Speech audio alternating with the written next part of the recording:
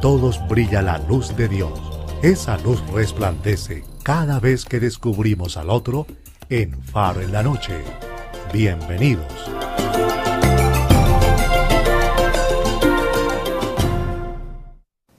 Queridos amigos del canal Cristovisión, bienvenidos a este Faro en la Noche, en este contexto de la Asamblea del Episcopado Colombiano. Canal Cristovisión siempre se esmera por hacer un cubrimiento muy especial de toda esta asamblea.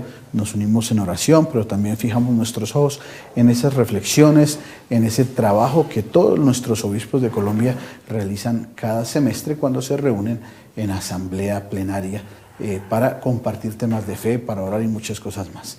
Hoy tenemos la compañía de Monseñor Hugo Puccini Banfi, obispo de Santa Marta. Ustedes ya lo conocen porque él nos ha acompañado aquí en el canal Cristovisión y es una gran alegría para nosotros conversar con él, conocerlo, saludarlo y sobre todo alimentarnos de todo ese ministerio pastoral. 25 años siendo obispo y obispo de la diócesis de Santa Marta. Excelencia, muchas gracias por estar con nosotros. Muchas gracias a usted y un saludo muy cordial a todos los televidentes de Cristovisión.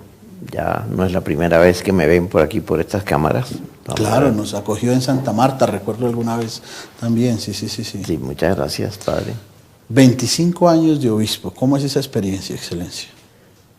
Es una experiencia, pues, interesante, ¿no? Son 25 años de obispo. Ya primero, el hecho de ser obispo ya es una experiencia que se sale un poco de lo normal. Cuando a uno le dicen, como me dijeron a mí así de improviso, un poco de manera que no esperaba. Estaba yo en ese momento, había llegado a Caracas a una reunión y al día siguiente de haber llegado me llamaron, que lo necesitan de la nunciatura y entonces que vuelva otra vez, que viajo nuevamente a Bogotá. Viajé a Bogotá y me encontré con la sorpresa que me dio el nuncio, Monseñor Zamoré, tal vez, no, perdón, ya le diré el nombre, ahora que me acuerde, de España. Y me dijo, el Papa lo ha nombrado obispo, pero necesito que me conteste en el día de hoy. De una vez, eso Sí. tiene que ser rapidito. Bueno, entonces me dio tiempo para llevarlo a la oración, y efectivamente, cuando respondí que sí, pensando que podía prestar un servicio a la iglesia, y él ciertamente sin experiencia, porque no tenía ninguna experiencia en ese sentido. Y entonces empecé como auxiliar en Barranquilla y luego de 10 años en Barranquilla a Santa Marta. O sea que de obispo tiene ¿cuánto? ¿35 años? 35 años, sí señor. 35, 10 en Barranquilla Y 25 en Santa Marta. En Santa Marta. Santa Marta, una ciudad preciosa que todos queremos, una ciudad turística llena de vitalidad. Atender esta pastoral en Santa Marta, ¿cómo es? Muy variado, precisamente por lo que usted ha dicho, porque por una parte es una ciudad turística y por otro lado hay una gran variedad también de climas y por lo tanto también de personas, ¿no? Las personas que están en la sierra, por ejemplo, en la Sierra Nevada, son personas que son todas personas que han llegado del interior del país, por lo tanto es una idiosincrasia muy diferente al resto de la costa. Las personas de la ciudad de Santa Marta propiamente, hay de todo, una gran variedad, porque hay muchísima gente del país, sobre todo personas mayores, que por cuestiones de salud van buscando tierra a nivel del mar y se han ubicado en Santa Marta. Son personas también del interior del país y otras por motivos de trabajo. Entonces es una miscelánea, digamos, aquello de culturas, aunque impera la cultura de la costa, evidentemente. Y luego, ya en las poblaciones, el grupo de la Sierra Bananera pues es muy diferente del grupo de los que están alrededor del río, ¿no? Que es una cultura distinta a la del río.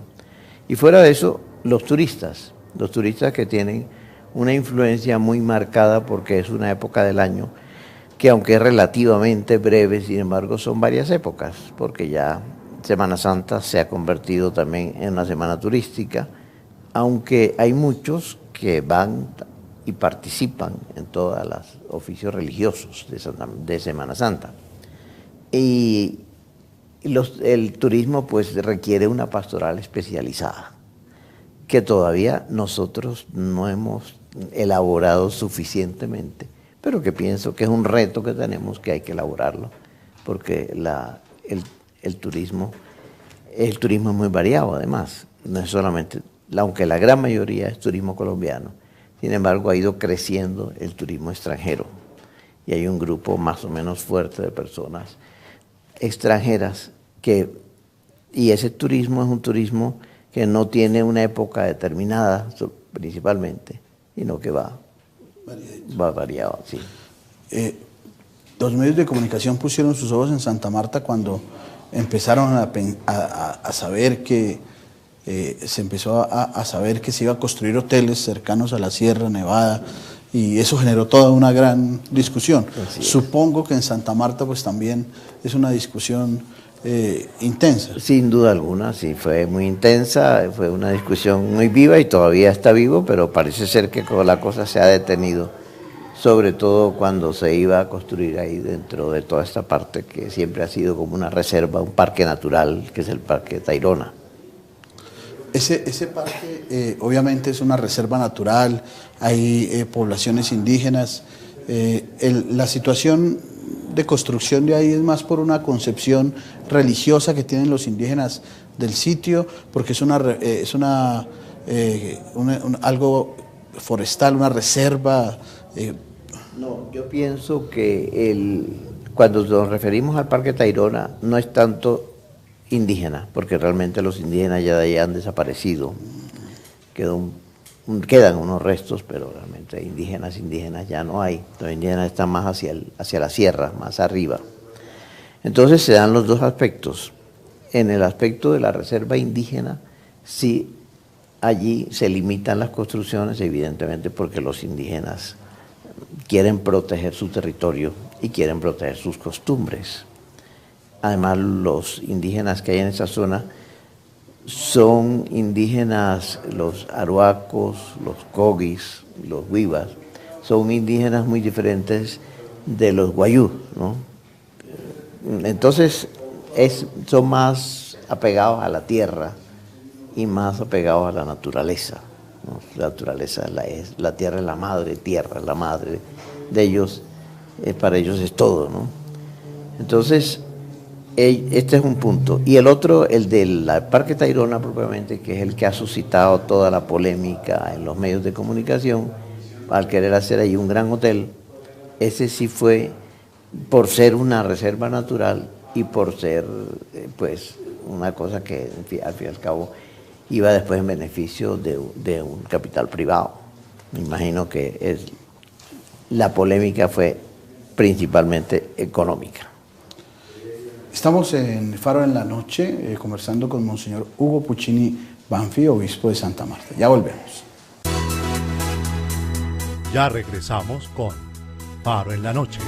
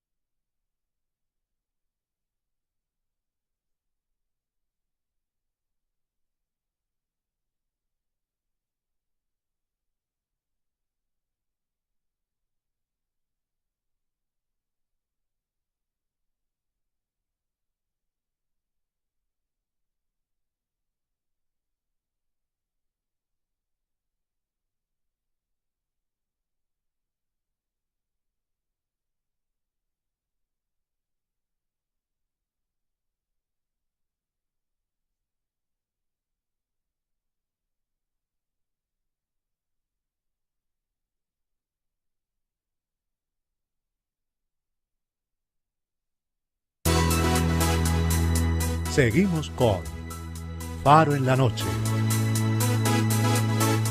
Monseñor Hugo, estamos celebrando el Año de la Fe. Resuena la invitación del Santo Padre para que vivamos la fe, pero también estamos celebrando el aniversario del Concilio Vaticano II.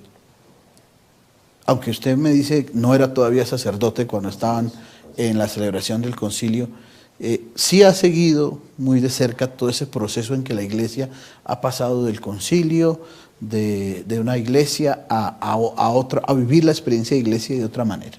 ¿Cómo fue ese caminar, ese cambio, esa transición? ¿Qué recuerda usted de esa época que hoy ahora recordamos con cariño, que fue el Concilio Vaticano II? Bueno, la verdad es que, como usted lo decía bien, yo ni siquiera era sacerdote en ese momento, ¿verdad? En ese momento estaba trabajando en Italia como ingeniero químico. No, ya había terminado. Estaba estudiando y, entre otras cosas, estaba estudiando también teología. Pero a pesar de todo, pues todavía tenía otros trabajos también civiles, digamos. Entonces, el seguimiento del concilio, que ciertamente fue un seguimiento, pero un seguimiento desde fuera, no de dentro, como hubiera hecho siendo sacerdote. Tampoco pude empaparme exactamente de todos los documentos que se iban dando a conocer, porque no todos los dieron a conocer enseguida. Pero sí, en Roma pues había evidentemente mucha comidilla, entre comillas, podríamos decir, ¿verdad? Había mucho chisme clerical, ¿no? De alguna forma. Y había algunos que ya empezaban a hacer ya interpretaciones sin tener todavía claro ni el conocimiento pleno de algunos de los documentos. Y yo pienso que toda esa reacción posterior al concilio, que fue una reacción un poco desproporcionada, pero que por otra parte la historia muestra que después de los concilios siempre ha habido un momento así de desconcierto. Pienso que ha sido un poco también por la falta de conocimiento propiamente de los documentos del Concilio Vaticano II. Entonces, guiados por interpretaciones de otras personas o simplemente por leerlos en diagonal o leerlos de acuerdo, escogiendo la parte que interesa a determinados grupos, eso produjo quizá una serie de costumbres, llamémoslas costumbres, o por lo menos de actitudes que no estaban totalmente conforme con el espíritu del Concilio Vaticano II. Entonces vinieron toda una serie de abusos en la liturgia y se empezó un poco a extralimitarse, ¿no?, sobre aquello que el concilio había dicho. Eso es un poco la impresión que yo tengo, ¿no?, en ese momento, porque ciertamente la reacción fue inmediata, ¿no? Inmediata.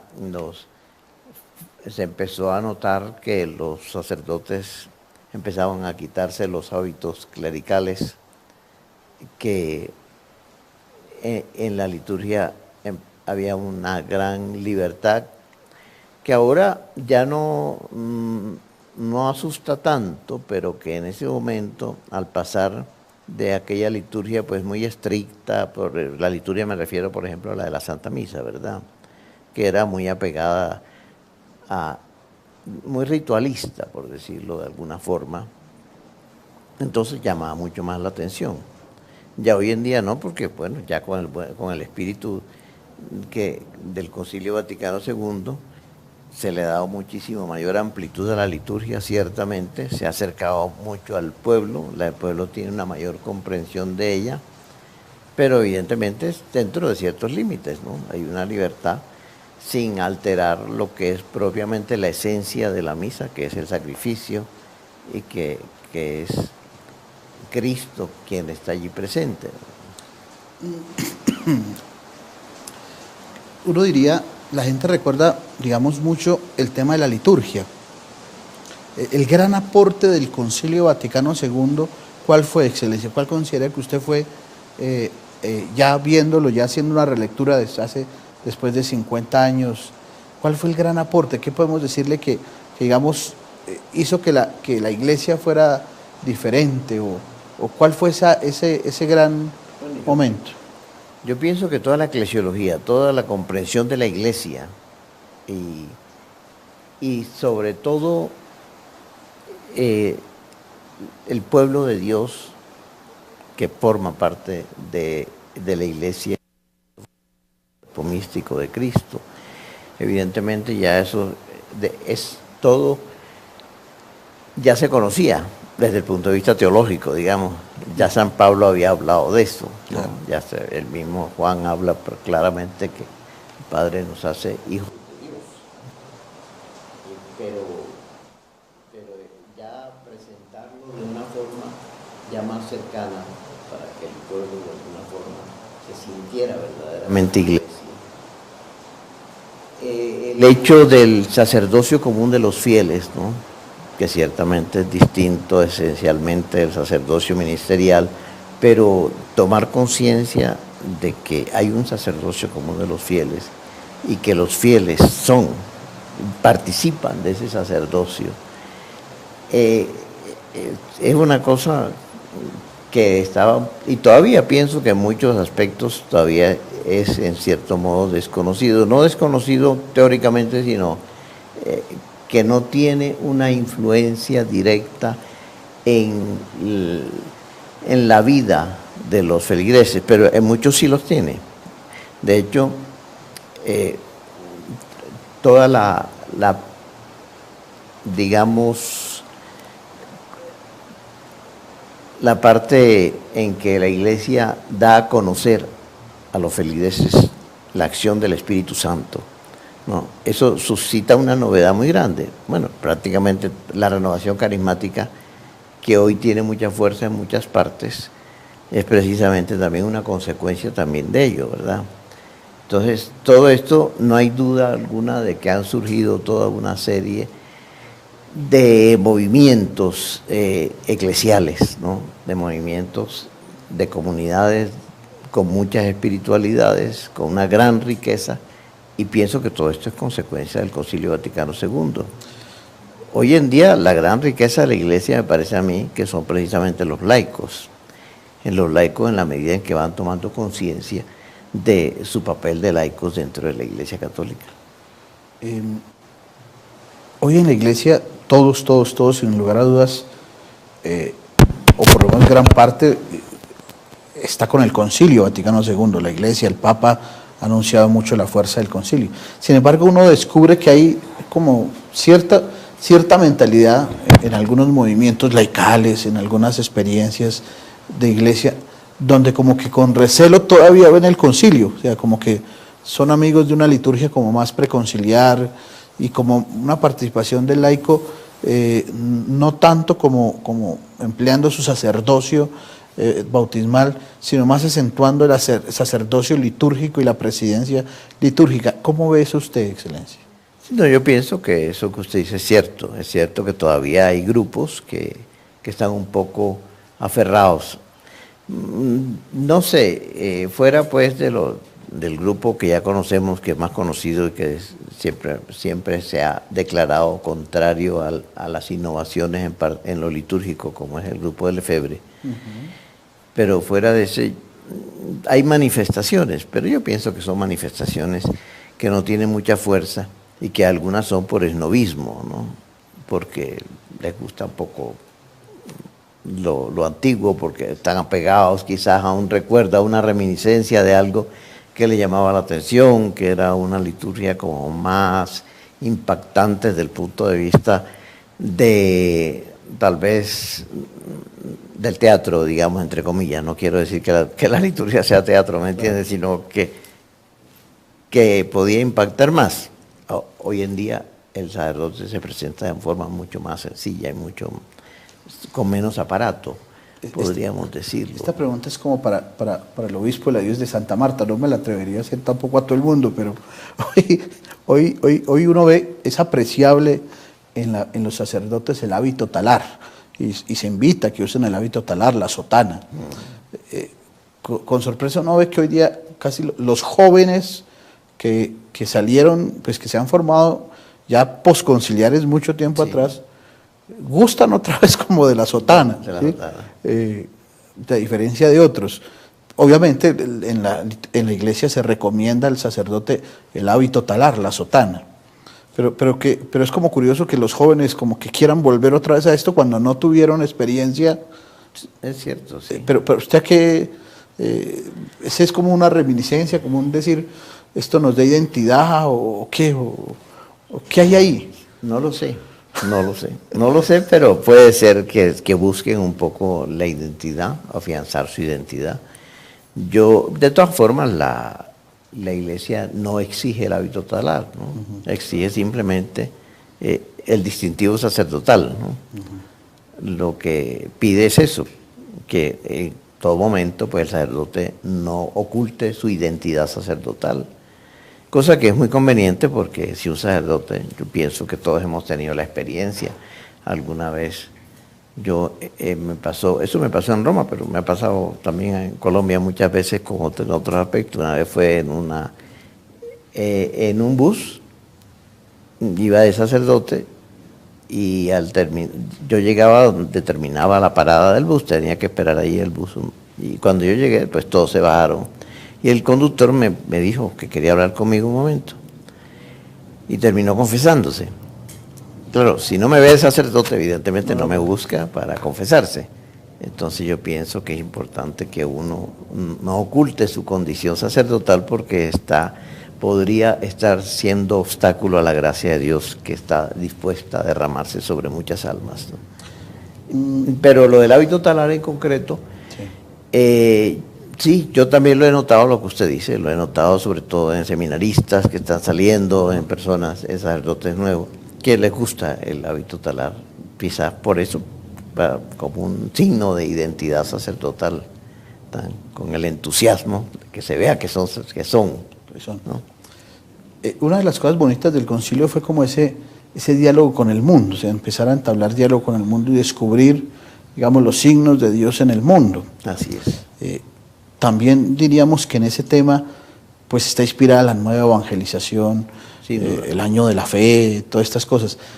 Excelencia, ¿cree que en eso hemos progresado o nos hemos estancado, digamos, como que en el tema de los planes, de los proyectos, pero como que sin esa posibilidad de aterrizar todas estas propuestas que desde el concilio están, desde el concilio brotan? Sí, yo pienso que la iglesia siempre va hacia adelante, ¿no?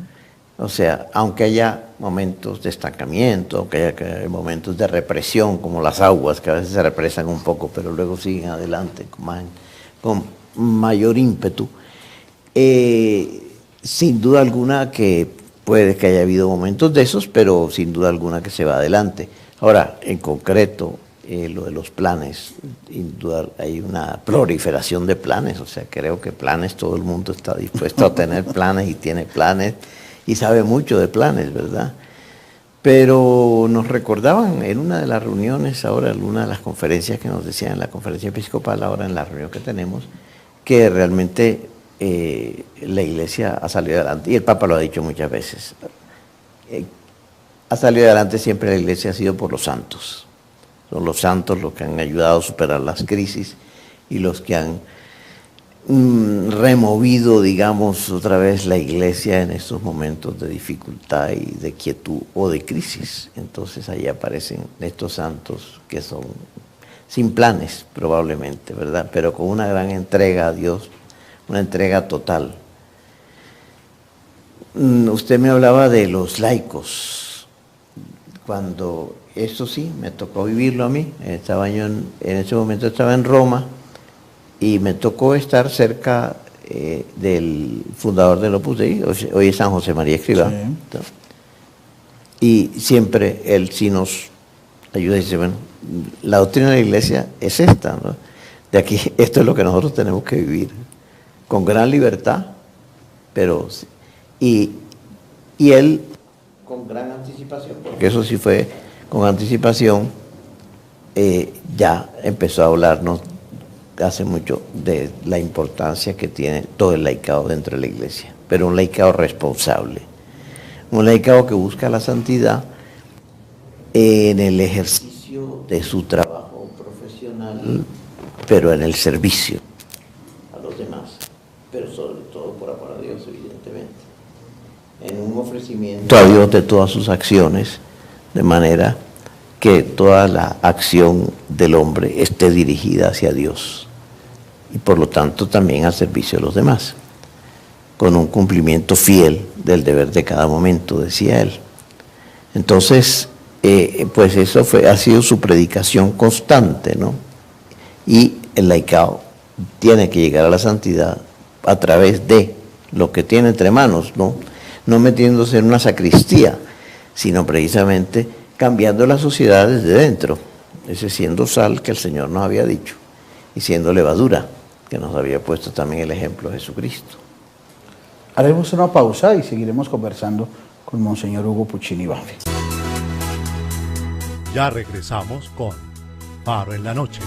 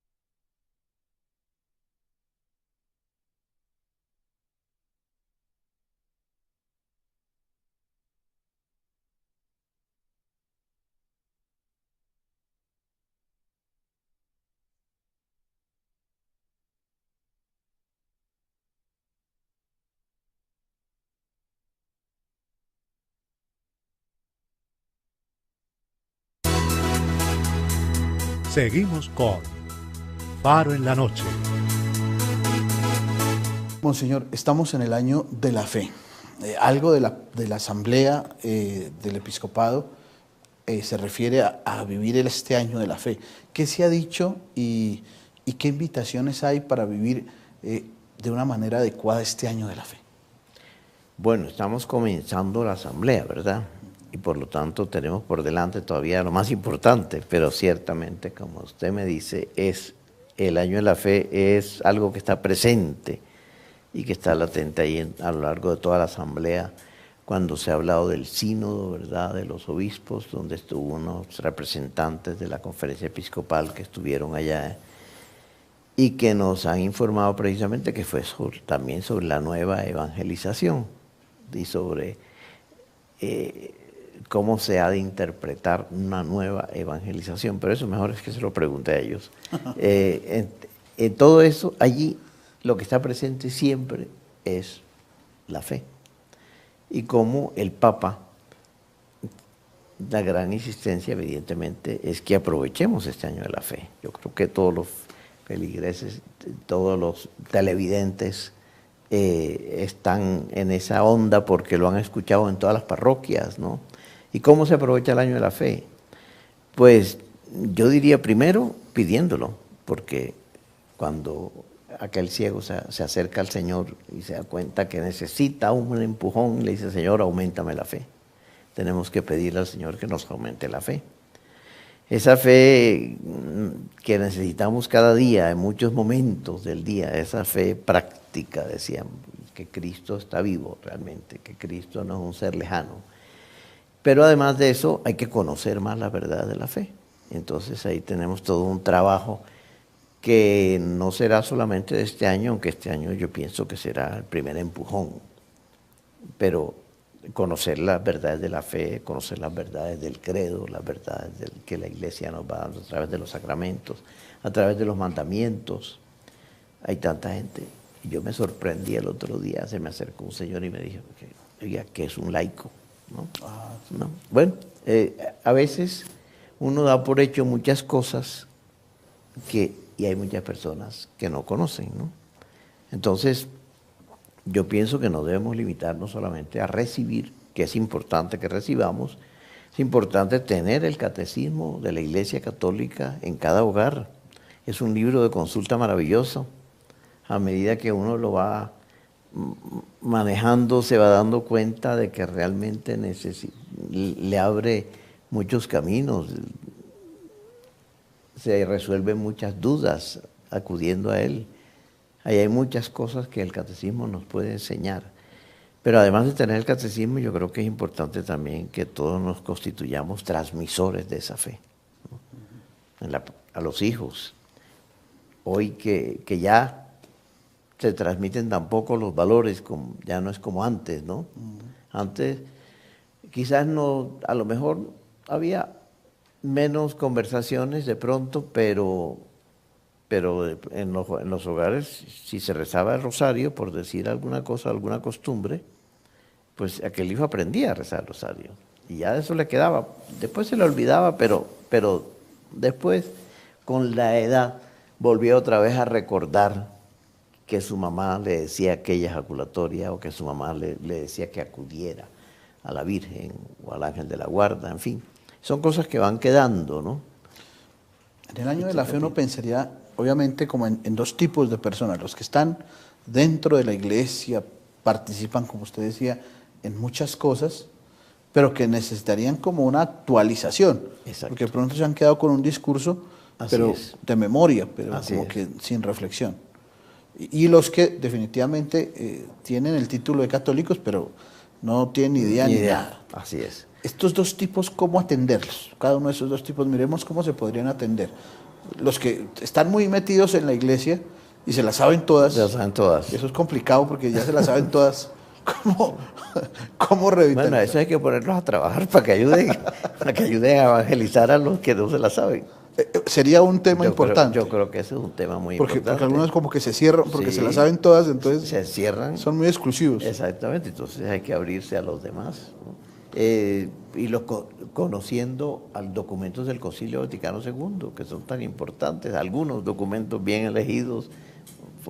¿Que usted cree que en este año un laico de esos que se las saben todas debería leer, releer y trabajar con su gente? ¿Qué documento del Concilio Vaticano II? Yo creo que la Lumen Gentium, desde luego hay que leérsela, es, ¿no? Importante. Sí. Y yo, por ahora, para no seguir. No, siga. No, pero me parece que es importante el que con el sacerdote, para que el sacerdote elija el documento de acuerdo también al público que tiene a su alrededor, ¿verdad? Y están los otros. Y están los otros. Que son los que no saben nada de nada. Nada. Que necesitan el primer anuncio. ¿Cómo atenderlos? ¿Cómo acercarse a ellos? ¿Cómo? Ellos tienen preguntas así como muy... Sí, no tienen unas preguntas sistemáticas organizadas, sino preguntas muy puntuales. Sí, muy puntuales y además a veces que suponen que no, con gran ignorancia en lo religioso, pues, porque pueden ser muy cultos en otras cosas, ¿verdad? Sí, claro. Pero efectivamente yo pienso que... Pues lo más difícil me parece a mí es la convocación, cómo se convoca a esas personas, ¿no? Por eso el sacerdote solo no puede, el sacerdote necesita de que los otros, que los laicos lo ayuden, que los fieles que están más cercanos a él lo ayuden, que esos que se las saben todas empiecen a trabajar. Sí, y que empiecen a convocar gente, sí, aunque sea llamándolos con algún anzuelo que los atraiga, ¿no? Pero tenemos que llegar a mucha gente. Fíjense que nuestros hermanos cristianos no católicos son muy audaces y a nosotros nos falta un poco esa audacia. Usted colocó un tema importantísimo. ¿Cómo ser más audaces en la iglesia sin terminar siendo algo distinto y perdiendo nuestra identidad de creyentes y católicos? ¿Cómo ser más audaces? Bueno, yo creo que la audacia es una virtud, ¿no? Es una virtud que la audacia es la que hace a los héroes también, ¿no? Un audaz en una guerra es el que llega después a un acto heroico. Ajá. Pero el audaz en la vida corriente pues tiene que ser que la audacia hay que fortalecerla y hay que ayudarla, ¿no?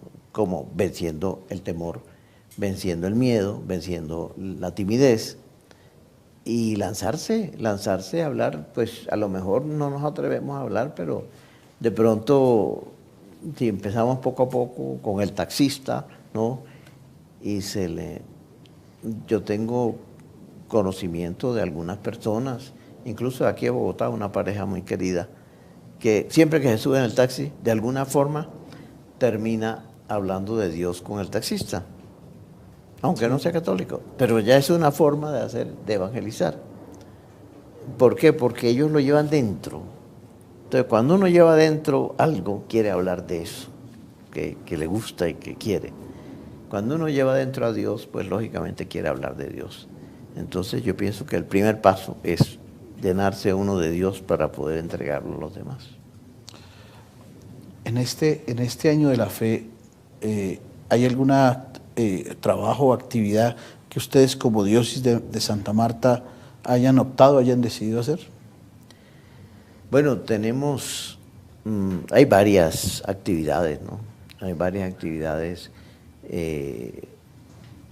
ya sea cursos, ¿no? Como usted decía, de acuerdo a los grupos, ¿no? Porque hay grupos que pueden asistir, hay grupos que sabemos que no van a asistir, ¿no?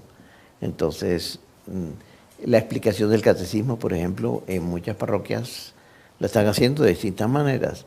Algunos, como les cuesta mucho convocar a la gente en otros momentos porque no tienen tiempo, porque la gente trabaja, entonces lo hacen antes de la Eucaristía, un rato, no mucho, pero cada Eucaristía dominical.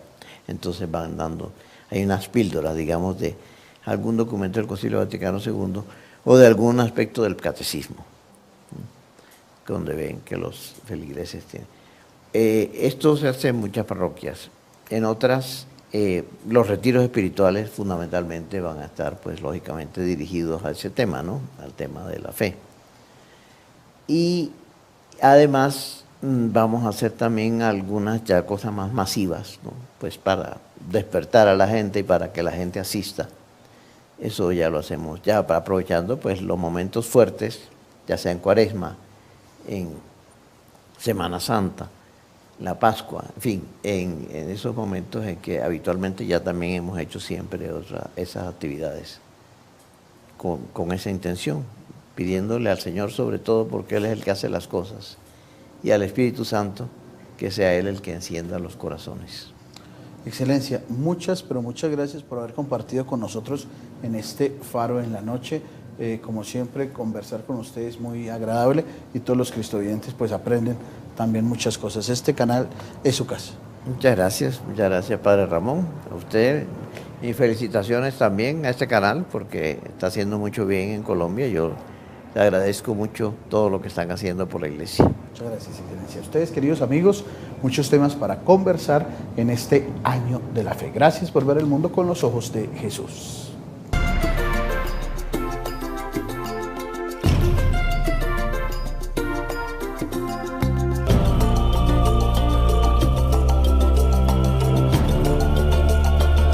En todos brilla la luz de Dios. Esa luz resplandece cada vez que descubrimos al otro en Faro en la Noche.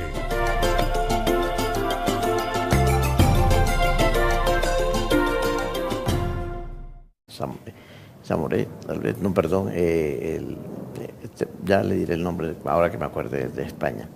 Y me dijo, el Papa lo ha nombrado obispo, pero necesito que me conteste en el día de hoy. De una vez, eso Sí. tiene que ser rapidito. Bueno, entonces me dio tiempo para llevarlo a la oración, y efectivamente, cuando respondí que sí, pensando que podía prestar un servicio a la iglesia, y él ciertamente sin experiencia, porque no tenía ninguna experiencia en ese sentido, y entonces empecé como auxiliar en Barranquilla, y luego de 10 años en Barranquilla, a Santa Marta. O sea que de obispo tiene ¿cuánto? ¿35 años? 35 años, sí señor. 35, 10 en Barranquilla Y 25 en Santa Marta. En Santa Marta. Santa Marta, una ciudad preciosa que todos queremos, una ciudad turística llena de vitalidad. Atender esta pastoral en Santa Marta, ¿cómo es? Muy variado, precisamente por lo que usted ha dicho, porque por una parte es una ciudad turística y por otro lado hay una gran variedad también de climas y por lo tanto relativamente breves, sin embargo son varias épocas, porque ya Semana Santa se ha convertido también en una semana turística, aunque hay muchos que van y participan en todos los oficios religiosos de Semana Santa. Y el turismo pues requiere una pastoral especializada, que todavía nosotros no hemos elaborado suficientemente, pero que pienso que es un reto que tenemos, que hay que elaborarlo, porque el turismo es muy variado además, no es solamente, aunque la gran mayoría es turismo colombiano, sin embargo ha ido creciendo el turismo extranjero y hay un grupo más o menos fuerte de personas extranjeras y ese turismo es un turismo que no tiene una época determinada principalmente, sino que va variado, sí. Los medios de comunicación pusieron sus ojos en Santa Marta cuando empezaron a saber que se empezó a saber que se iba a construir hoteles cercanos a la Sierra Nevada y eso.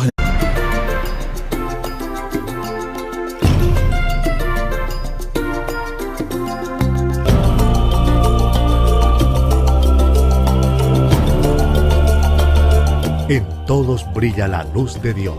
Esa luz resplandece cada vez que descubrimos al otro en Faro en la Noche. Bienvenidos.